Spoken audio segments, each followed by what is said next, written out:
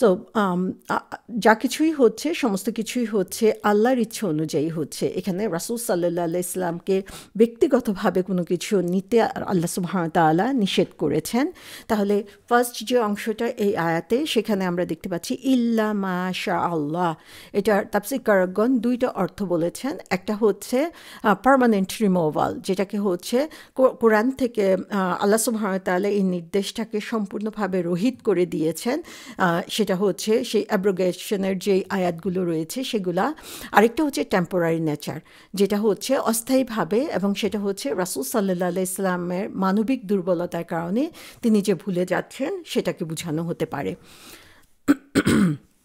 সূরা বাকারাতে আল্লাহ সুবহানাহু ওয়া তাআলা বলছেন কেন এই আয়াতগুলো আল্লাহ রহিত করেছেন বা রাসূল সাল্লাল্লাহু আলাইহি ইসলামকে বিস্তৃত করে দিয়েছেন, তার অবশ্যই কারণ রয়েছে, এবং সেই কারণটা তিনি আমাদেরকে এখানে শিখিয়ে দিচ্ছেন।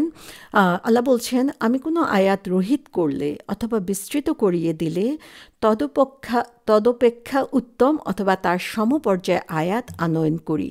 তুমি কি জানো না যে আল্লাহ সব কিছুর উপর শক্তিমান? তো সুবহানাল্লাহ, যে আল্লাহ তাআলা আমাদেরকে যদি কোনো আয়াত রহিত করে দেন অথবা কোনো কিছু বিস্তৃত করিয়ে দেন, তার মানে হচ্ছে এর পিছনে উইজডম রয়েছে এবং এর পিছনেও কারণ রয়েছে। কারণ আল্লাহ বলছেন যে তিনি এর চেয়ে উত্তম অথবা তার সমপর্যায়ের অন্য কিছু নিয়ে আসবেন, এবং আল্লাহই হচ্ছে সমস্ত কিছুর উপরে ক্ষমতাবান। সূরা ইসরাতে বলছেন, আমি ইচ্ছা করলে আপনার কাছে ওহীর মাধ্যমে যা প্রেরণ করেছি তা অবশ্যই প্রত্যাহার করতে পারতাম, অতঃপর আপনি নিজের জন্য তা আনয়নের ব্যাপারে আমার মোকাবেলায় কোনো দায়িত্ব বহনকারী পাবেন না। তার মানে এটা আল্লাহর কাছে কঠিন কিছু না রহিত করে দেওয়াটা, এবং আল্লাহ ইচ্ছা করলেই সেটা করতে পারতেন, কিন্তু আল্লাহ সেটা করেন নাই। বরং আল্লাহ সুবহানাহু ওয়া তাআলা সেখানে আমাদেরকে দেখিয়ে দিচ্ছেন যে আল্লাহ সুবহানাহু ওয়া তাআলা যেটা আমাদের জন্য প্রয়োজন শুধুমাত্র সেটাই আমাদের জন্য রেখে দিয়েছেন। এ ব্যাপারে একটা হাদিসে এসেছে যে একবার রাসূল সাল্লাল্লাহু আলাইহি সাল্লাম একটা সূরা পড়ছিলেন এবং সেখানে একটা আয়াত তিনি পড়তে ভুলে গিয়েছেন, বা একটা আয়াত তিনি পড়েন নাই।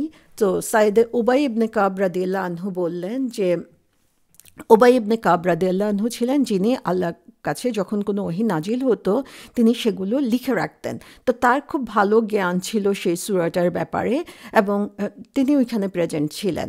তো যখন তিনি নামাজ শেষ হলো তখন রাসূল সাল্লাল্লাহু আলাইহি ইসলামকে তিনি জিজ্ঞাসা করলেন, যেহেতু তিনি লিখে রাখেন তার মানে এটা তাকে কারেক্ট করতে হবে।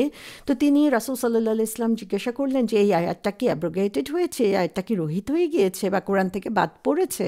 তখন রাসূল সাল্লাল্লাহু আলাইহি ইসলাম বললেন যে না, এটা বাদ পড়ে নাই, বরং আমি এটা ভুল করে বাদ দিয়েছি। তো এখানে দুইটা জিনিস, একটা হচ্ছে যে রাসূল সাল্লাল্লাহু আলাইহি ইসলাম হিউম্যান, তিনিও ভুল করতে পারেন। আরেকটা জিনিস হচ্ছে যে এখানে আমরা দেখি যে এই যে টেম্পোরারি নেচার, এবং রাসূল সাল্লাল্লাহু আলাইহি ইসলামকে যখনই সেই ভুলটার ব্যাপারে বলা হলো তিনি সাথে সাথে সেই ভুলটা স্বীকার করলেন এবং সংশোধন করে নিলেন। সো এটা একটা যে রাসূল সাল্লাল্লাহু আলাইহি ইসলাম ভুলবেন না এমন কোনো গ্যারান্টি আল্লাহ সুবহানাহু ওয়া তাআলা দেন নাই, কারণ তিনি একজন মানুষ, কিন্তু তিনি ভুললেও সেটা সংরক্ষণের ব্যবস্থা আল্লাহ সুবহানাহু ওয়া তাআলা অবশ্যই করে রেখেছেন। সো আল্লাহ সুবহানাহু ওয়া তাআলা আরও কিছু কারণে, এর আগেও বলা হয়েছে যে তার চেয়ে উত্তম কিছু রয়েছে, সে কারণেই তিনি আমাদের জন্য কোনো আয়াত হয়তো বা তিনি রহিত করে দিয়েছেন। এখানে আমরা দেখি যে অ্যাব্রোগেশনের ব্যাপারে যে আয়াতগুলো রহিত হয়েছিল সেই ব্যাপারে আমরা যদি একটু পড়াশোনা করি বা স্কলারদের আলোচনা শুনি, তাহলে আমরা সেখানে দেখব যে প্রথম দিকে কিছু আয়াত যেগুলো নাজিল হয়েছিল পরবর্তীতে আল্লাহ সুবহানাহু ওয়া তাআলা সেগুলোকে আপগ্রেড করেছেন অথবা চেঞ্জ করে দিয়েছেন। যদিও ইসলামের বেসিক রুল ঠিক রয়েছে, কিন্তু তারপরেও হচ্ছে যেই জিনিসটা মোর এফেক্টিভ হবে বা মোর আমাদের জন্য বেশি উপকারী হবে, আল্লাহ সুবহানাহু ওয়া তাআলা সেই ধরনের নির্দেশ আমাদেরকে দিয়ে দিয়েছেন। তার মধ্যে খুবই উল্লেখযোগ্য যেই ঘটনাটা, যে আয়াতগুলো, সেটা হচ্ছে মদ নিষিদ্ধ করার, যে অ্যালকোহল নিষিদ্ধ করার যে আয়াত, সেটা আমরা যদি দেখি তাহলে দেখব যে এটাকে 3 স্টেপসে আল্লাহ সুবহানাহু ওয়া তাআলা আমাদের কাছে নাজিল করেছেন। এবং সেই 3 স্টেপসের মধ্যে ফার্স্ট হচ্ছে আল্লাহ সুবহানাহু ওয়া তাআলা শুধু আমাদেরকে তখন কোরআনে বলে দিয়েছেন যে তোমরা যারা অ্যালকোহল ড্রিঙ্ক করো তারা চিন্তা করো যে এই মদের মধ্যে ম্যাক্সিমাম যে যারা অ্যালকোহল ড্রিঙ্ক করে, অ্যালকোহলিক, তাদের ম্যাক্সিমাম জিনিসই খারাপ, এর মধ্যে একটা বা দুইটা জিনিস হয়তো বা খুব কম জিনিস পাবা তোমরা যেটা এটা ভালো করে। যেমন অনেকে কি করে যে এখানে আমি যখন রুগী দেখি নন মুসলিমদের, তাদের মধ্যে আমি দেখি যে তারা প্রতি রাতে অ্যালকোহল ড্রিঙ্ক করে, কারণ সেটা তারা বলে যে তাদের ঘুমে হেল্প করে অথবা তাদের অ্যাংজাইটি দূর করতে হেল্প করে। সো তারা এটাকে হেল্পফুল পাচ্ছে, কিন্তু অন দ্য আদার হ্যান্ড এটা যে তাদের কত ড্যামেজ করছে, তাদের লিভার ড্যামেজ করছে আমরা যদি ফিজিক্যালি চিন্তা করি। আবার অন্যদিকে যখন সে টু মাচ ড্রিঙ্ক করছে তখন সেটা তার চিন্তা ভাবনার ক্ষমতাকে নষ্ট করে দিচ্ছে, সে টক্সিক হয়ে পড়ছে। সো অ্যাট দ্য এন্ড এখনকার স্টাডি আমরা জানি যে বলা হচ্ছে যে there is no limit of safe drinking of alcohol. যে আগে বলা হতো যে পুরুষরা হচ্ছে 2 গ্লাস করে খেতে পারবে এভরিডে, অথবা মহিলারা এক গ্লাস করে খেতে পারবে, কিন্তু এখনকার স্টাডি বলছে যে there is no safe limit actually. So আল্লাহ সুবহানাহু ওয়া তাআলা প্রথম যে আয়াত নাজিল করেছেন সেখানে বলছেন যে এর মধ্যে ম্যাক্সিমামই তোমাদের জন্য খারাপ, তোমরা খুব কমই এখান থেকে ভালো জিনিস পেতে পারো।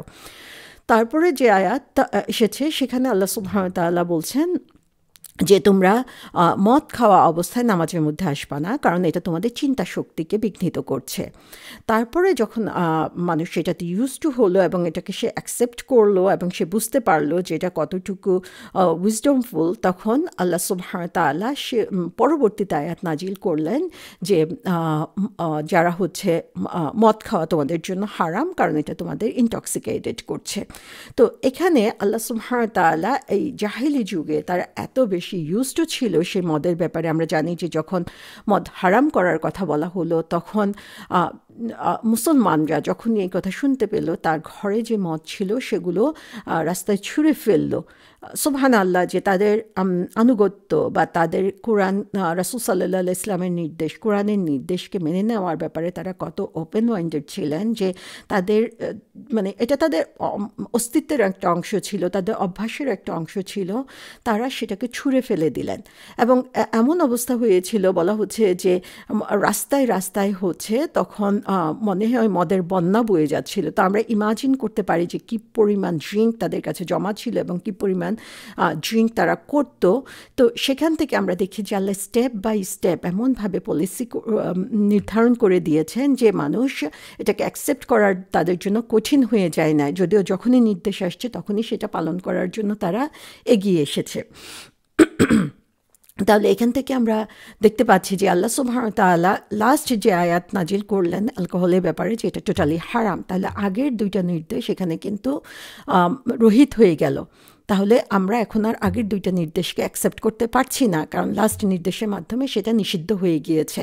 সো এভাবে আল্লাহ সুবহানাহু ওয়া তাআলার উইজডমের কারণে আমরা জানি যে আল্লাহ সুবহানাহু ওয়া তাআলা এই কারণেই কিছু আয়াত রহিত করেছেন এবং কিছু আয়াত আমাদের জানার জন্য রেখে দিয়েছেন যে কেন তিনি এই সিস্টেমটা ফলো করেছেন। তাহলে এখান থেকে আমরা দেখতে পাই যে ওভারঅল 2টা অর্থ এখান থেকে আসছে। একটা হচ্ছে যে কোরআনের যে সংরক্ষণ, পুরো কোরআনের ওয়ার্ড বাই ওয়ার্ড সংরক্ষণ রাসূল সাল্লাল্লাহু আলাইহি সাল্লামের মেমোরিতে রেখে দেওয়া, এটা তার নিজের কোনো ক্ষমতা না, তার নিজের কোনো শক্তি না, বরং এটা আল্লাহ সুবহানাহু ওয়া তাআলার রহমতের কারণে সম্ভব হয়েছে। কারণ আল্লাহ যদি ইচ্ছা করতেন তাহলে তিনি ভুলে যেতেন, তার পক্ষে এটা করা সম্ভব হতো না। আবার এখানে আমরা দেখি যে সেকেন্ড যে জিনিসটা আল্লাহ সুবহানাহু ওয়া তাআলা বলে দিচ্ছেন যে